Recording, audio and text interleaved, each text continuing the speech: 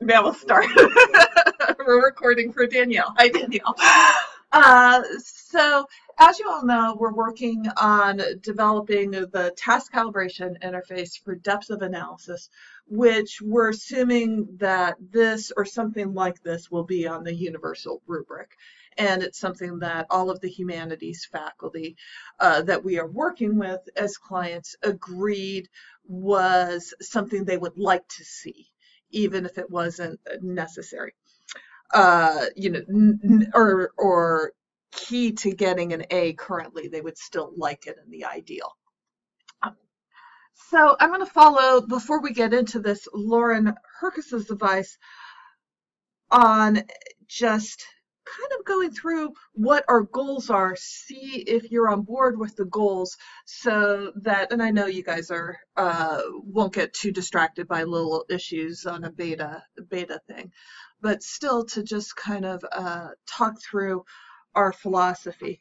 So our goal here is to get something that is relatively short, that can be assigned for students to do independently. And what we're trying to do is first create some productive dissatisfaction that they don't know what depth of analysis is, or that there might be something to learn here. We want to help them generate their own criteria and show some common and divergent criteria, some ways that depth of analysis extends across the humanities, but then also branch off to individual disciplines. Really calibrate them on what depth of analysis means at the argument level and at the paragraph level, and then finally move towards how do they generate a depth of analysis, which in humanities begins with close reading, careful reading. And so we talk about how to read, how to take notes in order to generate a deeper argument. So first of all, with that kind of laid out as the goal, are there any reactions, concerns, just on the ideal theoretical state? I think at a high level, the way that you were describing, like aside from the specific content, I think you're describing the goals here, I think are a concise way of describing what we want sidecars in general to be Yeah, able to do. Right? Yeah. I hope so. Yeah, that's the ideal. All right, so we aren't getting into organization yet at all in this place because really, if they don't have anything to organize, you have to have something to say before you can start organizing it. So there might be additional ones that would get at we talked before about reverse outlining. We're not getting to that part yet on here. That might be a follow-up one, but we want to see if we can get people to buy into this one first. And my hope is that pretty soon we'll go and talk to the teachers and then put this in front of some students and get some feedback and see where things start to fall apart. All right.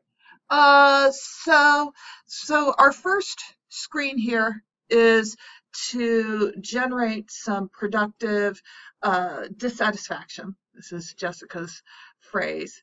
So I think you guys have seen versions of this before, where we're trying to show an ASA just has a lot more analysis than a CSA does. And the goal of this screen is to just get them into the activity here. Stop me. I'm just going to continue on till questions arise. So the next is we have these paired arguments. And we're trying to do this in an argument, trying not to do at thesis level, but just what an argument might be. And so I think there's 3 sets here where we're asking them to pick which one shows more depth. Based on, does anyone want to hazard a guess on the first one, which one we think has more depth?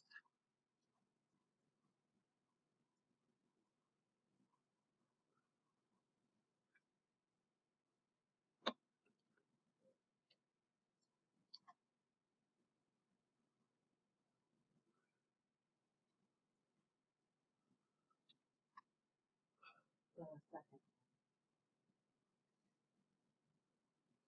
I'll click the second one here. Hey, we got it right. Good job, Lisa. All right, this one, also the second one. We're assuming that they have some cultural knowledge of Harry Potter here. Let me try clicking the wrong one just to see what happens.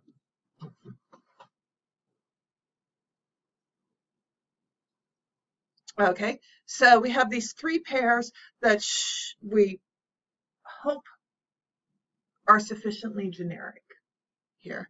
And then the idea is for them to generate their own criteria on what deep versus shallow analysis is. So on the first one, they should see this as a multi-part argument versus this. I would hope they might say something like Harry Potter being a parable of adolescence, or about struggles of adolescence. There's no way to disagree with that. It's very obvious. It's a book about adolescence. This is a stronger, deeper argument, will be more specific. I like that all of these three examples get at depth of analysis in different ways. So my answer in that final box in terms of criteria, just being different for each of them, would it be preferable to have that box be so that they're having to kind of A in two different ways? What makes one? Yeah, I would say that one because it basically says a yes or no. The text doesn't quite say why. So I would be right. The tendency might be, so I got it wrong, the other one might be right. Then move on, but not explain why, even like when they got it right. That's on the next screen. I think we explain. We give criteria on the next. Oh. Did we say that at the beginning? Oh no, we have later you hear how humanities professors talk about deep arguments. But you're right, Suguru, they might not read that. And also, for Julie on the team, it's better to have something here, at least some little hint. Even like here we say you get to know more about the next page if you got it wrong, or something to connect. There is some kind of knowledge. So one other comment here is the long one always right. So it would be nice to have like a shorter one that is right too. So oh yeah, no. Wait. That's no. wrong, right? Yeah, that is the wrong one. You're right. Okay, we need to. Yes. All right. I thought we did. I think to your point too, I think that is something we want to think about. I think Nisha's idea to have an open-ended box for each of those, just that the criteria might be different, could be useful. We were thinking here in terms of having students generate those criteria would be useful for them. So giving it to them right away might be less helpful to them in the long run. So if the goal here was to have them generate their own criteria and then show it like comparison to I think we engage students. Less engaged student here, 50% is right? So the chance is really good that they get it right. Okay, good. They don't have spent like 2 minutes, but not like so maybe something to trip them. Or make them think. But I see a point like not making them stop here too long, right? Because just moving on quickly. So some ways to like make them think a little bit about how they make the choices. I mean, it comes in the form of this right after each one, which we did explore at one point. But what I like about it is that you could do it in a couple of ways. It could be generate, or it could also be select from these criteria, which applies here. Well, so it could be light enough weight and still them analyzing their choices, their selection, so that they could get that incremental feedback if we wanted that. You'd be asked to think about why. Yeah. pay for something. Right, or just giving them that as nice So as possible. somehow, like something that triggers them thinking about, I don't know what. So one thing that I'm a little bit concerned about is that a single sentence have depth. Because you can only think of depth as a progression. You're Right. going somewhere. And if you just try to say depth is a property of a single sentence, I can see a student Okay. thinking that a sentence of a suitcase might have depth. It's got a lot of stuff in it. Okay, so maybe instead of shows more depth, things will lead to more depth might be useful. We want to do something kind of simple at the sentence level, and then the next thing we move to paragraphs, Okay. and then we talk about the full essay. But I think if they don't get this, and I do find I just did a workshop in the Grand Challenges course where I took some of these pairs, and it's only a minority that say the wrong one, but I think it's really important to catch that minority. So, just to go back to, is there any case where a shorter sentence has more depth? We're going to fix that. Okay. That's a good point. Well, I think about the same. Okay, yeah. Mm-hmm. Even if they're not short, you make it the same. Mm-hmm. I like that idea, Joanna, of adding or layering needs to more depth or would demand more depth in order to achieve particular goals. And I'm excited to Can you got that? Say it again, Nisha. We liked it. I got it from you. That it leads to more depth or would require more. Yeah. Would demand more depth in order to achieve.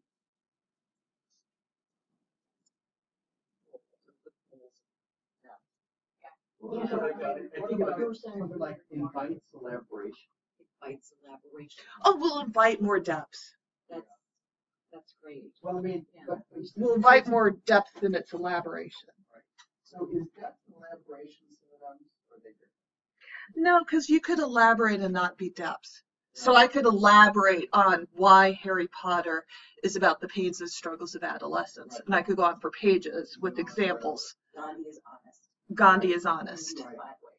Right. Right. The question I have is there an answer as to what makes depth? Or is depth sort of in the student kind of, explain why there is depth going on? In other words, do we have that bottled up in our heads called depth, or is something like depth you do your rationale and we say, well, we think you're progressing, or you're not.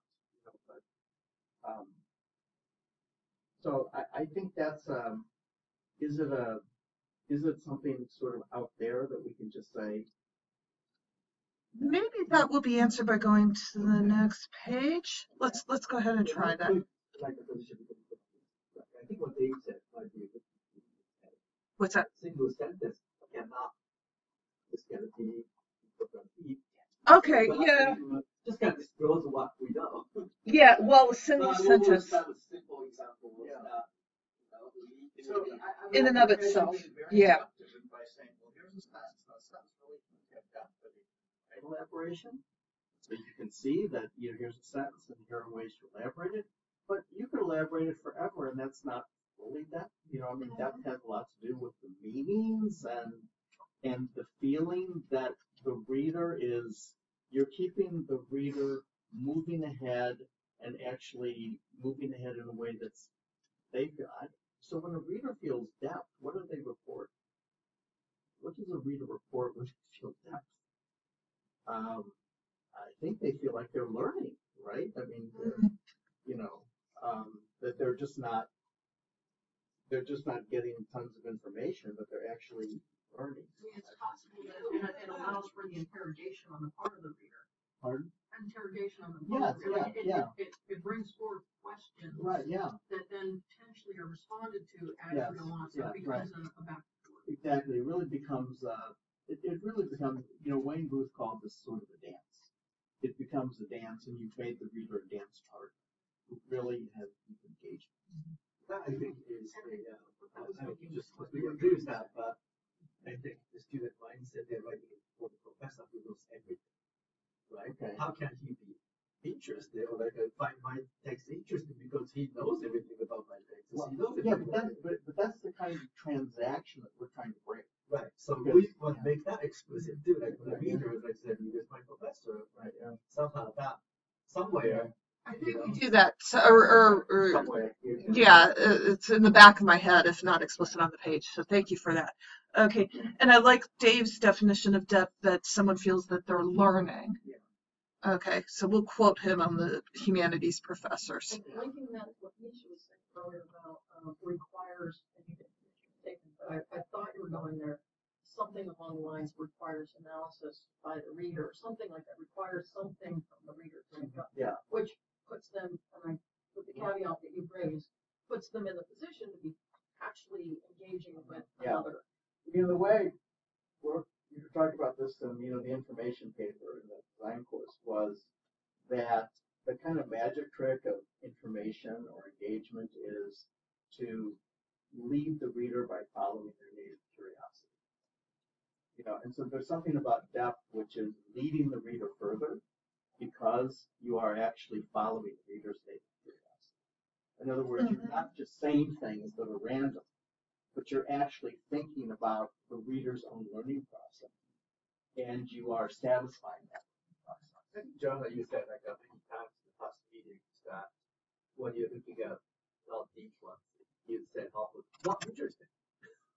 Yeah, but- Like you say that casually sometimes. I think that's what, like, for the reader, it has to be kind of interesting. Right, Right? yeah. Like, has to be engaging. Okay, so when they fill in this box here, they'll get this feedback. Here's what humanities professors have to say. Here are some different, and I think we'll add Dave's in here as a linguist. Maybe we'll put you a linguistics professor.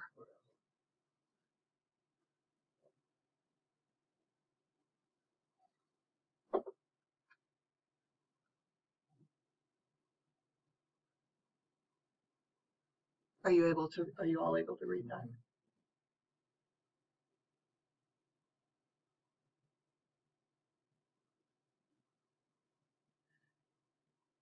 And then we break it down even further on the next. But these are, Is this a mixed thing? this is the feedback. This is Oh, the this same. both of them the same. Okay, and then they reread.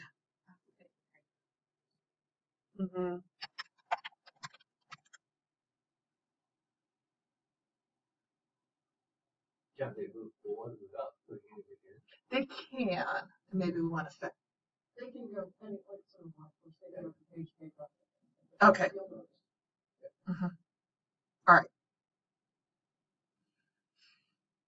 So these are what our professors said. Okay. All right. Then, all right. Let's read more about depth of analysis.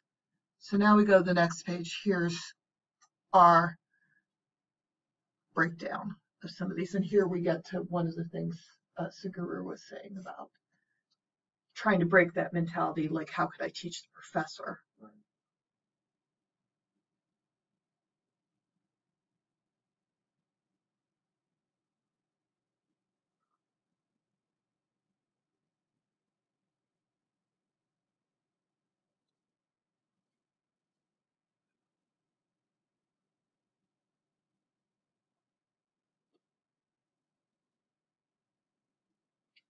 I like the introduction of a question to students in language that makes sense. Mm-hmm. Invite them to think about what they would propose with a real reader in mind. Mm-hmm. I was thinking that on the previous page with the list of things that professors say, it's a very different way of giving them access to what depth of analysis is. And I'll be curious to see what real students would actually say with those comments that professors make, because they're heavy. They're heavy. In terms of their, like, there's a lot of knowledge, like in-group knowledge about depth of analysis with those statements, whereas this one I think is really accessible and very friendly. So we might end up, if students don't like that, taking those out and just jumping to this screen. Or layering. Or maybe get them, or maybe go back to them and say, could you say it a little differently? The other thing is you can use the data of what they actually typed in there. Were they able to use that information? That's really good. Layer on their criteria. Add Mhm. to the criteria they had generated. Mm-hmm. So if they've done that well, and maybe even if it's a think aloud, if we do a couple think alouds, we can say, in your own words, what does it say? To see if they're getting it. General. Mm-hmm. Okay. And so here, number 3 is where we start saying, okay, there's going to be some branching off, because I think the type of evidence that gets valued in different fields is a little bit different. And here, again, I don't know, it's still to be determined whether philosophy will fit into this framework, or we just have to develop something. But I think they do. It's just the fact that their depth is all the kind of magic problems that they teach. Right. Okay. All right. And so here we branch off. Please select your domain. Let's do you want to do history or English? History. All right. So we have 2 sample paragraphs, and we want them to say, to the extent. We were gonna make it the same. Oh, I thought you, okay. Okay. All right. This is Jessica's fault. They're not the same lady. Their responsibility, but they will be. So that means the second one is the most. Yeah, the second one is better. Okay. Jessica's going to add some more sort of irrelevant detail to the first one. All right. Do you guys want to read the good one here? Well, anything that's ironical. I know. Is that giving away too much? I debated taking. Yeah, this is interesting. What are all the things that we have to control for in these examples? Are there things beyond length? Is it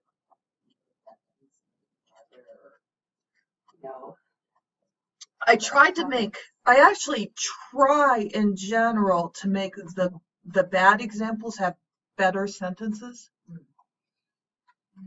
I might not have done that in this case.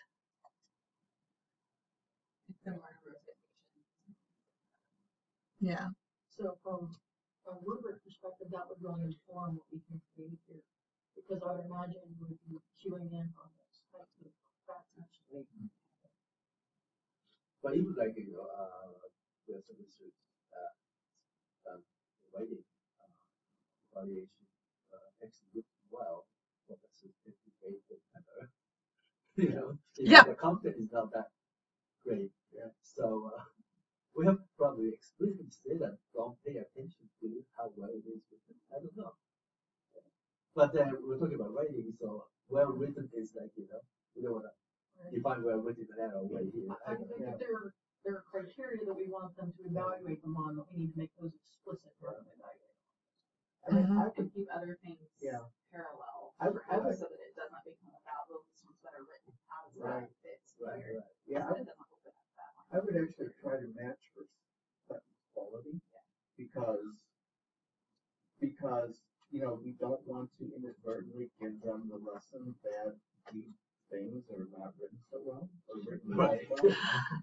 So the only concern I have is that when you ask them to do a harder task, it probably will end up that your sentences might be a little more convoluted because you're trying to say something.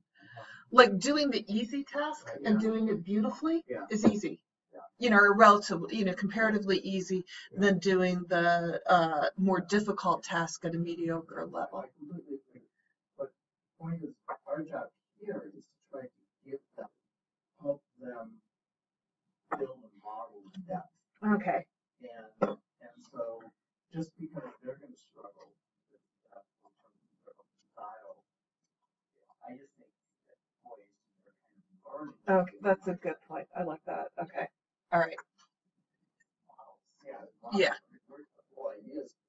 I think that, I think the steps that we should try to take is teach them the concept, and then, I get you guys have already figured this out, I suppose. But, teach them the concept and then maybe recognize the concept, but also try to counter the concept maybe in their own life.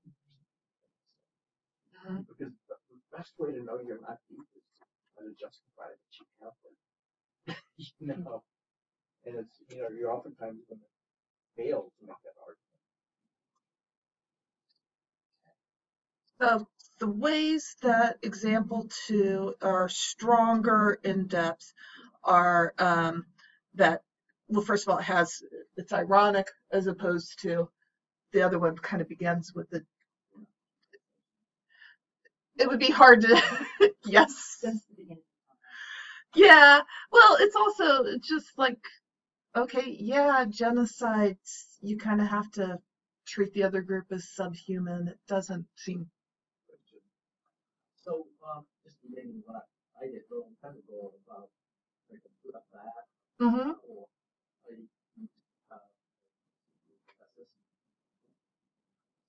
show what design. I have 4 or 5 statements about that. That wasn't that, but then they have to take that well describes why it is that way. Like this, Suguru? Yeah, it's an awful logo. Right. But somehow, and also when you have a weaker text, and what are the stupid misconceptions that we know that would guide you to pick the wrong one? Right? So we should know that too, if we could, right? And why do they pick the other one? We wouldn't put evidence that they get confused in the weaker text. If we know if they have misconceptions about them. I don't know if we do, but so if we have 2 and they can pick 1 or whatever, it would be nice to have each one as a different box. That would make them realize this might be a good one. I'm not sure if we know a lot about their misconception about that. I think that would be ideal if we had that. And I think we talked about doing that at one point, and there's something relatively similar. I think that would be really valuable, especially when we start to have students do it, because then we could find out if those certain misconceptions aren't being affecting students. Then we would learn something about how to target other. We fleshed out, like removing misconceptions, they might reveal themselves through an activity like this. Yeah, so you over never time, first shots, yeah. because when I did that assessment, I taught that same class 10 years before. So I knew. Right. So in my head, what are the misconceptions? Right. Could we do something like that with the previous thing that's more at the sentence level, where they could maybe target things more? Maybe something we can do or think about what anything you can just ask them why gather information, especially those weaker students, and see what they say together, what misconceptions exist. Right. Well, I think the main misconception that they have, just from my previous experience, is they want to go with the example. They want to go with the one that's right. They want to go with something that they can have irrefutable evidence. All right. So Gandhi is honest. It's, that's a good argument because I can support that. I can come up with lots of evidence for that. Example, one should have that quality of well-written, obvious things. Well-written, obvious things. Yes. Yeah. And that's what it's supposed to be. And some irrelevant detail also in here. Yeah. So yeah, we're running up against like good ideas, things that we like, and keeping it short. And yeah. So here we have the feedback. Let's say we get it. Let's see what this looks like.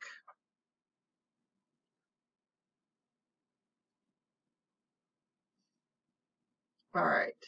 And with those things are described up. Yeah. Maybe these feedback boxes, though, should say feedback on debatable or debatable. I agree. Yeah. So this would be interesting. You have to judge the text, right? Okay. Yeah. rating. Right. So they have three, and they get the same feedback except whether it's right or wrong, but it's why they're examples. Doing sample out of students will be really Yeah. on these lines. I'm so curious to know how exactly they would, like when you ask sample, are they looking at it holistically? Are they zooming in on what they think is the Mm-hmm. Yeah. Yeah. Because doing study with these students, and these students, we can find them. Yeah. Yeah. Okay. And then in our, beautiful ideal world, students might say, "Oh, I'm kind of curious.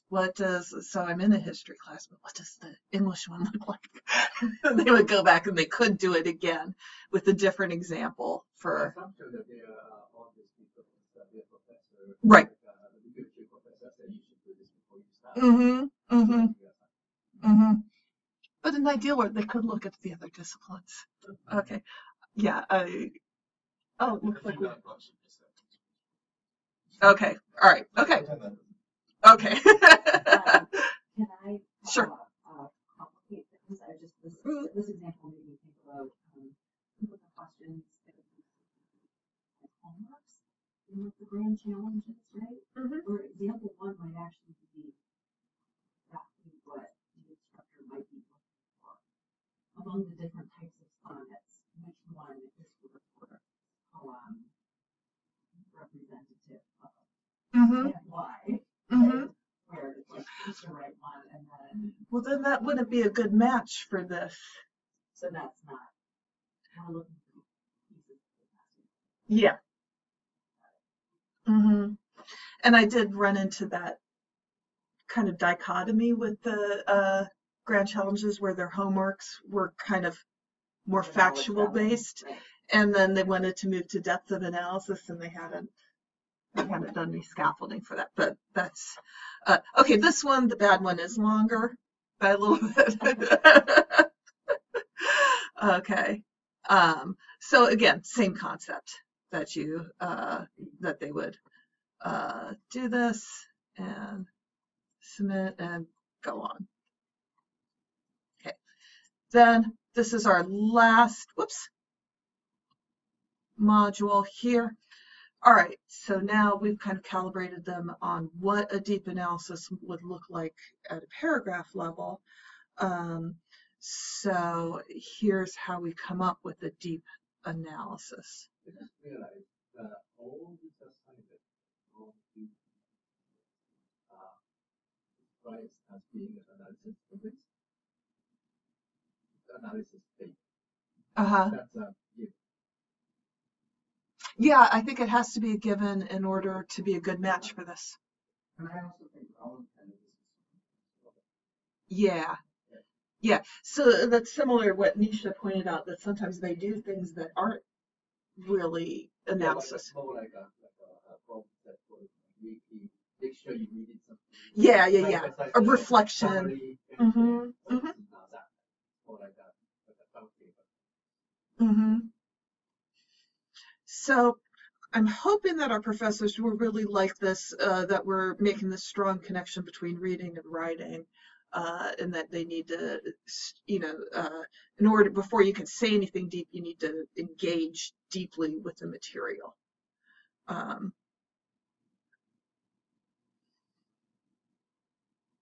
Let me see if you guys have any feedback on any of the language in here.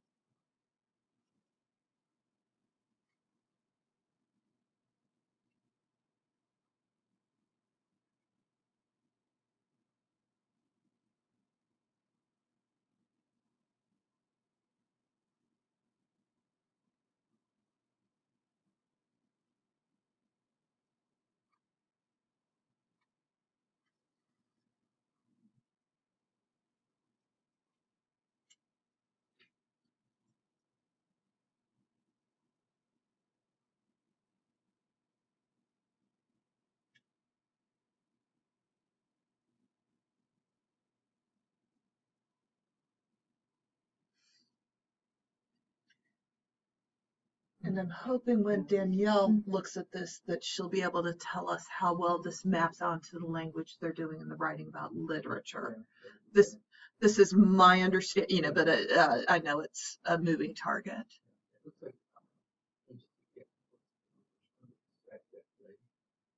that's a lot to ask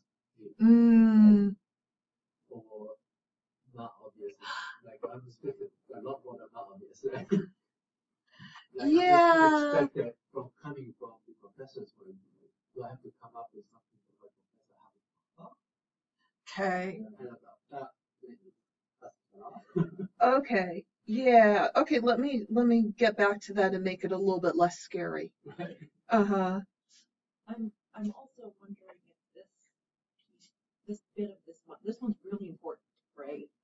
Like there's a lot going on in here in terms of providing definitions and Right. And we have an activity that builds on it. So I'm flipping through my undergraduate experience of like taking different kinds of humanities classes, and there are certain papers that you might take in a literature class that would be about patterns, right? I'm reading Jane Eyre, and there are certain patterns that come up.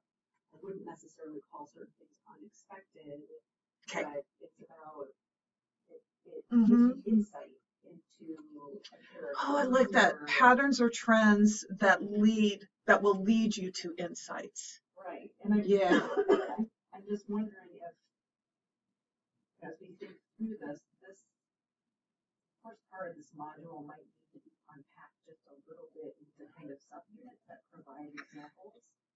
At least for me, where my head is going is kind of specific examples of that might differ from discipline to discipline in terms of what a pattern is or what a trend is or what insight looks like. Patterns or trends that are leading to something novel. Right. It also depends upon the particular task. So there's one thing if you have one reading right in front of you, and that's kind of a very hard task to find what's not needed. Oftentimes there's the reading to write task where you give people some secondary sources along with the primary source. And then by seeing the secondary sources, you're learning a bunch of interpretive frameworks. Then you teach the kind of conversational model where you say, well, okay, you listen now carefully to all these interpreters on this text. What have they systematically all not said that you've seen say? So really, it depends a lot on the task. And you can actually kind of hear that tension in this description. So it's not just in a text, right? And then in the next paragraph, it's multiple accounts as an example. Right. But there's a text and then there's a reading. And a reading is a full-blown interpretation of the text. And the question is that it's a very different thing as to whether we're actually getting students readings to go along with the text, or whether we're asking students to write their own reading in isolation of any secondary. Right. Okay, so I'm gonna, I think maybe move that tension up to the first one. So it would be either within a single text, and then maybe even name it as a close reading, or across multiple texts. Certainly, Alex does give you right. On these cases that they have to kind of analyze. And so I don't know about Scott's class because he hasn't given us insight into it yet. But my experience with other history classes like global history or ground challenges is they typically have multiple texts. They want them to evaluate different sources of evidence. So here's our learning by doing activity. So my goal here was to come up with something that would be really, that wouldn't require a lot of reading, immediately visible. And that would hopefully, for those of you who are not in with the youth culture, this is hot now.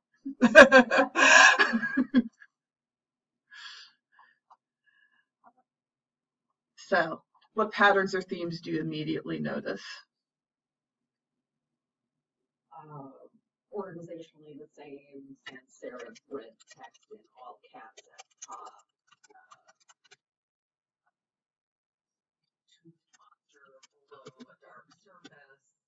Personal law service is powered, I think. Okay, good. Okay, victim. Good. You guys are good at this. All right. All right. Submit and compare. All right. Let me see what this does. All right. It just says submit. We're going to move on. Okay, good. And of course, the irony is that in the second poster, the person above the top is actually owning the photos. Oh, that's good. I don't get to that in my analysis. All right. Someone's a stranger things. Someone binge watched at some point. Okay. There's a video. There's a video. So we have a video, and this will be totally re-recorded. So right now, we're watching a film studies student who coincidentally is named Joanna think aloud as she does this task. Okay, you guys ready for the video here? All right.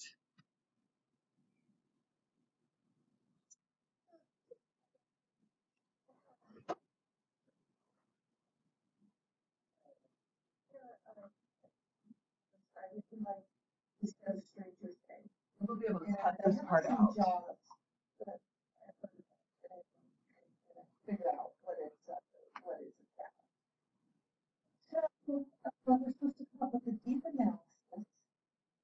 And so I'm looking at these, and obviously they're supposed to look a lot like each other.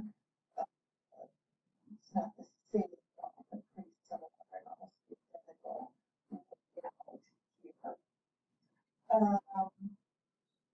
So I don't think, and that's pretty obvious that this is kind of a rip off of Jaws. And I think this shows Stranger Things at the same time here when Jaws was playing. I'm not sure. And then both, I guess, the main things working beneath the surface. And I don't know, that doesn't seem particularly deep. I think that's pretty obvious. So maybe I should look at some stuff that's different. And so one thing. Oh, you did your new video. This isn't the new one.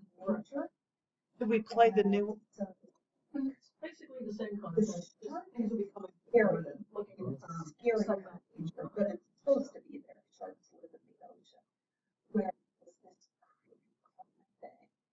In Stranger Things, like it has teeth and plants, right? It's like walk. It's not supposed to be there. We had stuff with this zooming in. The show.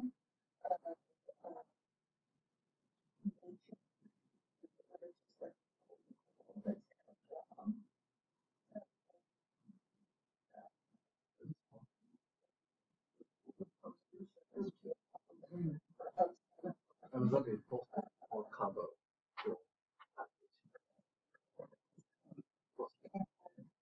Yeah.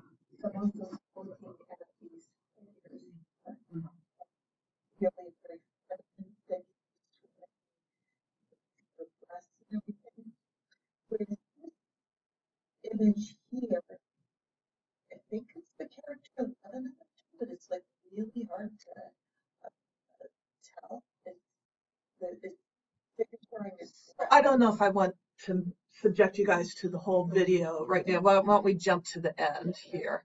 Okay, I think you get the concept, and we're gonna tighten this up a lot.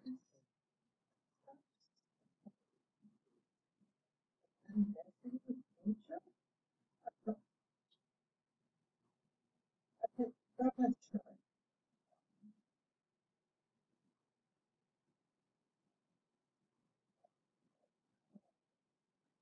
I'm wondering what John. I don't know anything about that, but I wonder if there's things with environment, or if there's something that humans did to cause the shark, and maybe that's the point of comparison, that humans did something to create this terror in both cases.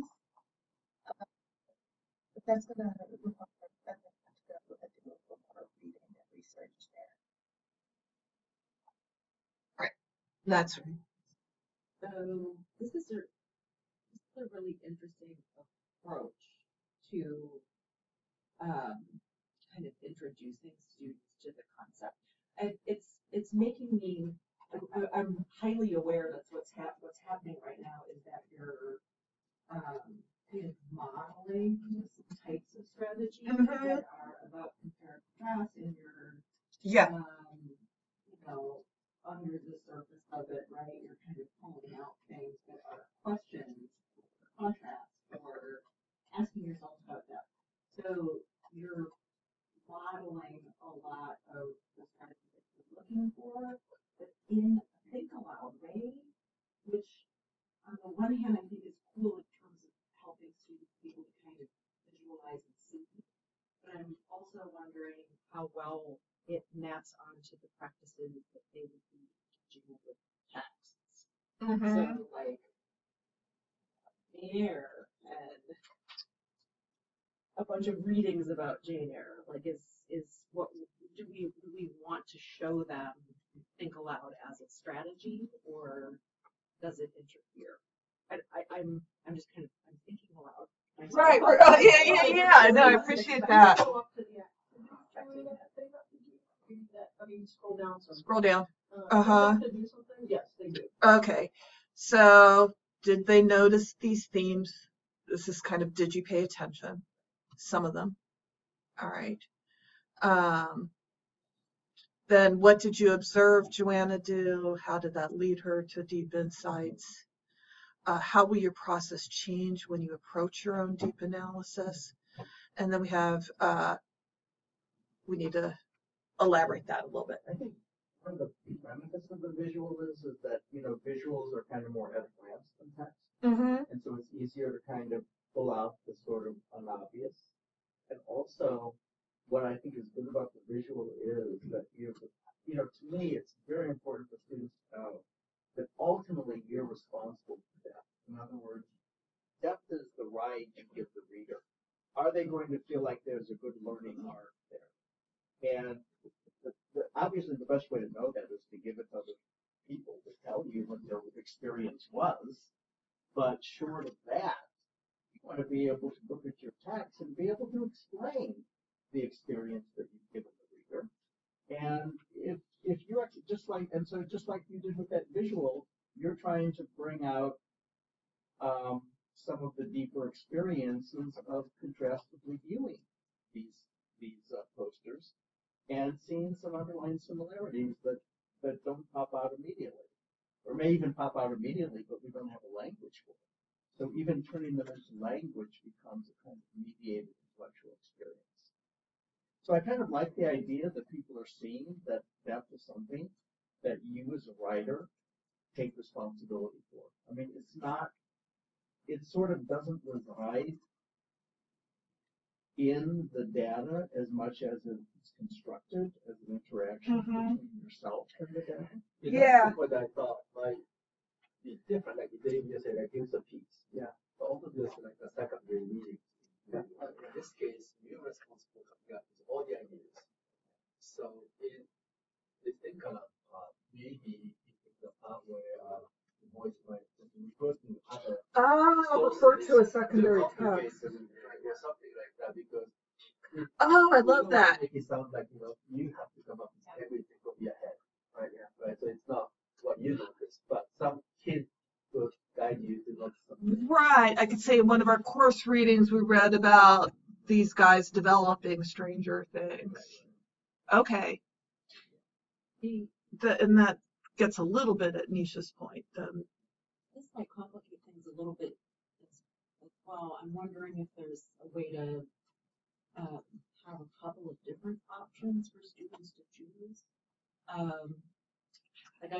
Of text to analyze? Right. Like I'm thinking about Stranger Things as a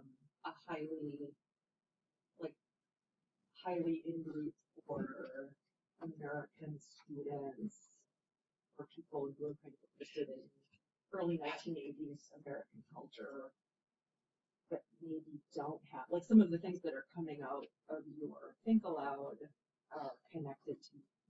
I'm trying to call them out when I do, Right. But you're thinking for international students, it might not. I'm wondering. I don't know. They might be familiar with the show. But it doesn't really matter if the lecturer read like the president reads. Right. They don't need to know. Just Yeah. make sure that like voice the message that they know about the Mm-hmm. show. Right. Also, that the strategy is what's coming forward. Mm-hmm. This is the content upon which we are doing. And so that's the thing that we're in the next iteration attempting, given that this is the way we want to go, that we're attempting to do is layer on what's the strategy that we're seeing here at each interval. Mm-hmm. So that it really is a forward.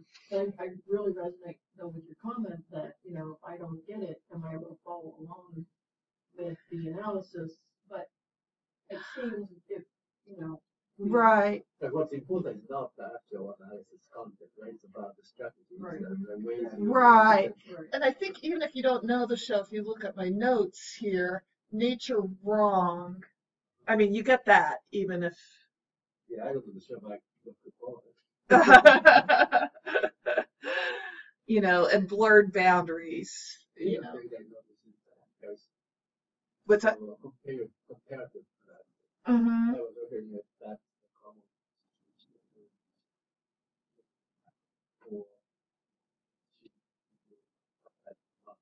Right. Compare makes it a lot easier to talk. It does. So I don't think this is the from my point of view, So, yeah. but then if you're analyzing one thing, there might be more opportunities to bring in theories and ideas from other sources. Right. And even if you have a single text, you're still comparing things from different parts of the text. And also, like this thing. Like for example, why would they do this? Make a choice. The other choices they could have made, but they didn't make. For example, century, for example, or then is a choice that they made, right? And so that would be really most of the convention. Something else. So you can bring other ideas to explain one. Mm-hmm. I think too, like in the short term, I think having one is better than having none. But I think in the long term, to Misha's point, having different things that they might see, not just for the examples, so that they're more culturally responsive to different students, but also thinking about different strategies that they could use that could also be effective.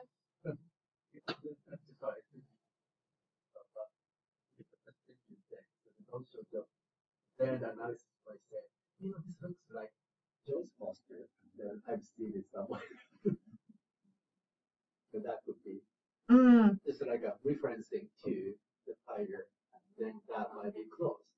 But then you could say something like, oh, this also looks like a thing small Volkswagen ad from 60s. Mm-hmm. So I don't know. Okay, so this conversation is making me think that maybe what we want to follow this up with, and maybe we could do some snapshots of here's how your notes might look for a standard history assignment. Here's how your notes might look. Like the goal is to kind of get to this interim thing where you're starting to. So regardless of it, you need to like rethink the text that you're given and put it together in a new way. And so we could do kind of a snapshot. Okay, let's say you're working on the genocide assignment. It might look something like this. Let's say it's a close analysis of Wordsworth. It might be, your notes would be like this. And so to give them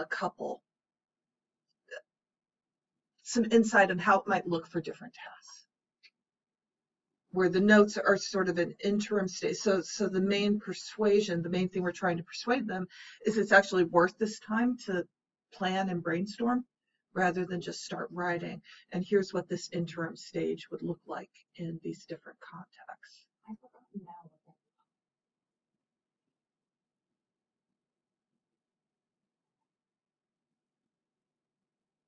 Here's the criteria of some kind. Here's how you go about doing it. Brainstorm or just start. Mm-hmm. It often starts with something obvious and go into a deeper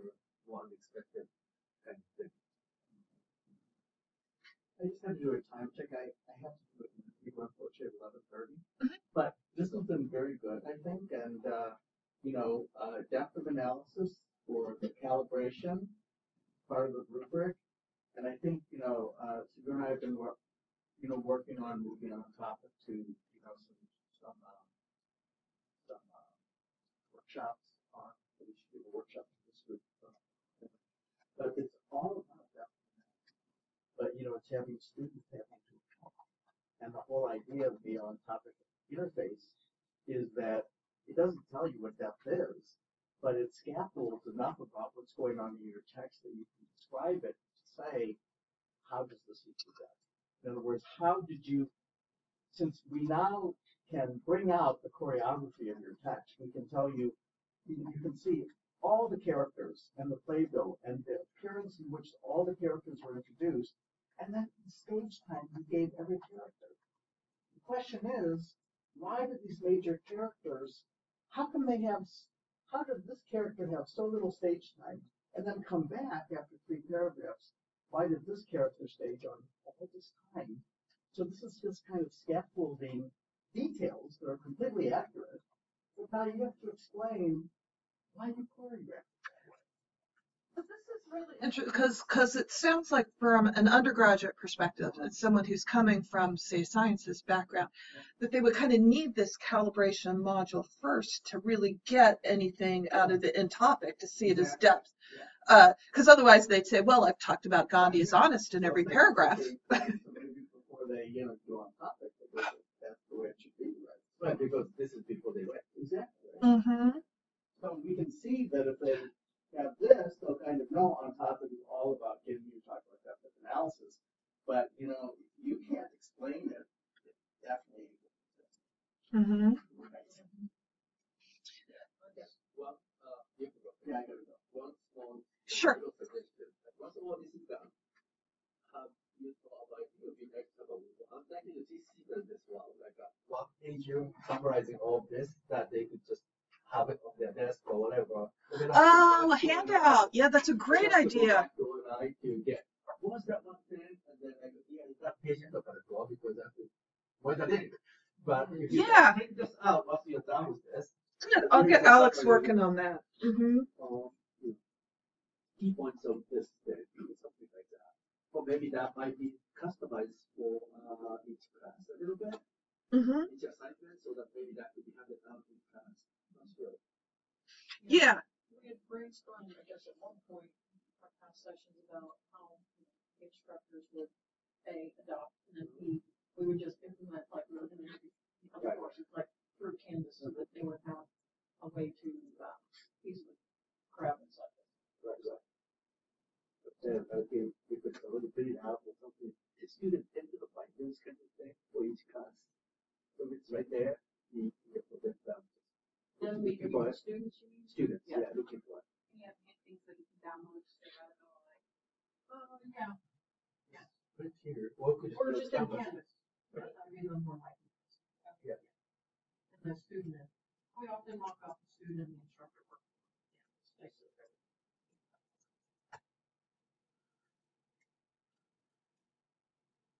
You look like you have something to say. I do. I was Uh-huh. bounced back up to the top. I was remembering what it was I wanted to say. So the task that they are asked to do is to note the strategies that you Yeah. see the student using. Mm-hmm. And this I earlier that there's a lot that's going on this course that is about setting them up for the process strategy that isn't fairly scaffolded for them. It might be worth thinking about, like, if we need to. So in the revised video, Judy has call-outs that name the strategies. So that one links to the point. Uh-huh. That helps. Okay. Yeah. So then the idea would be they just have to, notice Joanna comparing, looking for differences, Joanna asking a question, Joanna referring to a secondary text we'll add in there.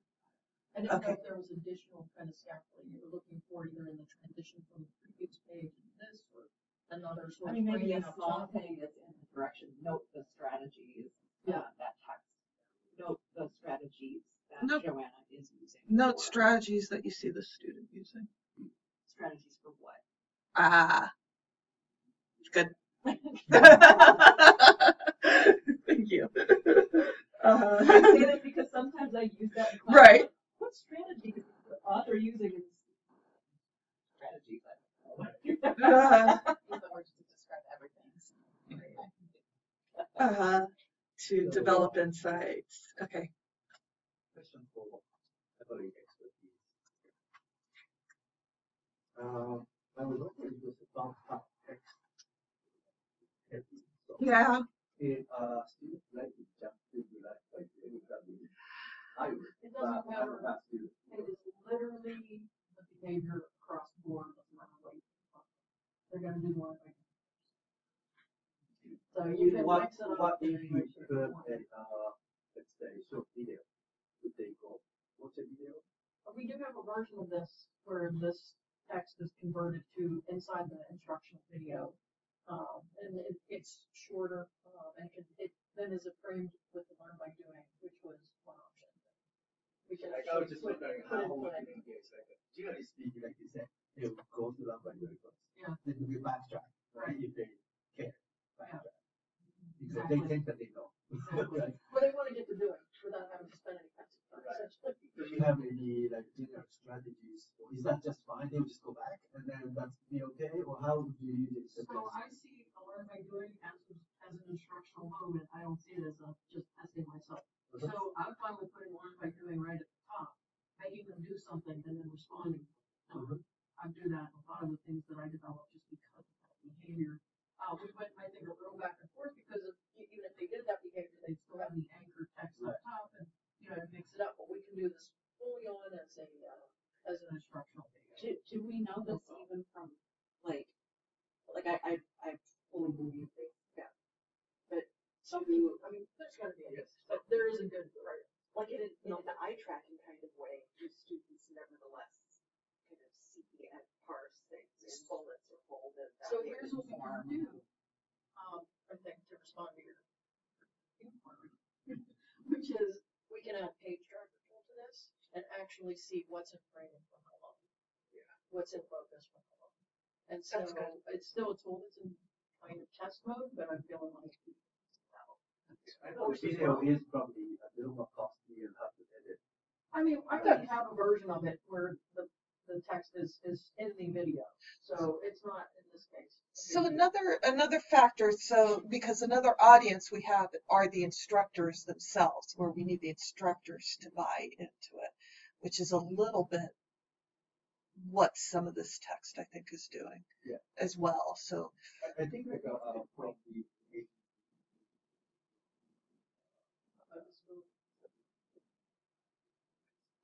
text. Right, either one of you would have. We will have a video here in addition to text is necessary. right. So I think this will be good. We can put it in front of students and see, and ask. We might also just ask them if this were video, would you watch it? Yeah. Well, just do an A/B test. Literally, have two video versions. Yeah. Okay. So, Right. Because sometimes what happens to videos is I'm not going to watch that. except when it's framed with a learn by doing, and that's where we Right. were trying to get. We were trying to get like, you really need this information Yeah. in order to. You can't answer the question without watching the video. Yeah. That's why I was breaking out the original idea to pull in that top text. It has it chunked. It literally has it chunked. So that you're feeling like you're moving at a faster pace. And the other thing is what's nice about vetting it for YouTube, that I can control the speed. So I might need to be moving slower, but I also might want to be moving faster. I can access transcript, so there's lots of value. Right. And I think we'll be able to pare this down to about 5 minutes. I agree. Yeah. Okay, I'm glad you guys like my movie poster task. So it took me a long time to I wanted something that, you know, they wouldn't have to read. So, I think it's good. uh-huh. That's why I just thought about the hotspot video. Right. Right, Yeah. right. Okay, so it'll be interesting to see how it works out. Okay, so our next step, I think, is we want to make these changes, tweak the video, get the new video in here, and then put it. We'll probably meet with Stephen first, our nice audience, then Scott, who will you know, need more persuasion, you know, and then we'll work with the others. The others will be easier because they're film studies, and this maps pretty closely onto that. Yeah.